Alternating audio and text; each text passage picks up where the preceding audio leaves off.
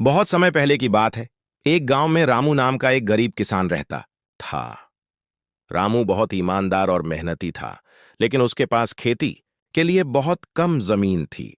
वह दिन भर कड़िडीडीही धूप में पसीना बहाता, तब जाकर कहीं मुश्किल से 2 वक्त की रोटी का इंतजाम हो पाता था। एक दिन रामू अपने खेत की खुदाई कर रहा था। अचानक उसका फावड़ा किसी सख्त चीज से टकराया। उसने सावधानी से मिट्टी हटाई तो उसे जमीन के अंदर दबा हुआ एक बड़ा सा मिट्टी का मटका मिला। रामू ने सोचा कि शायद इसमें कोई खजाना होगा, लेकिन मटका खाली था। हताश होकर उसने अपनी कुदाल उस मटके में डाल दी और आराम करने चला गया। जब वह वापस आया तो उसकी आंखें फटी की फटी रह गईं। मटके के अंदर एक नहीं, बल्कि 100 कुदालें रखी हुई थीं।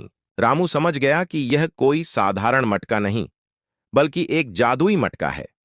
अब रामू जो भी चीज उसमें डालता, वह 100 गुना होकर बाहर निकलती। धीरे धीरे रामू बहुत अमीर हो गया और वह गरीबों की मदद करने लगा। रामू की प्रसिद्धि देख राजा के मन में लालच आ गया। राजा ने सैनिकों को भेजकर मटका छीन लिया और उसे अपने महल में रखवा दिया।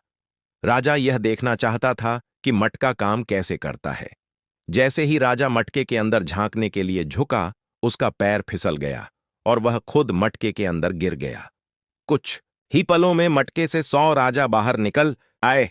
हर राजा खुद को असली बता रहा था। गद्दी पाने के चक्कर में उन सब के बीच भयंकर युद्ध हुआ और अंत में सब मारे गए। वह जादुई मटका भी उस अफरा तफरी में टूट गया।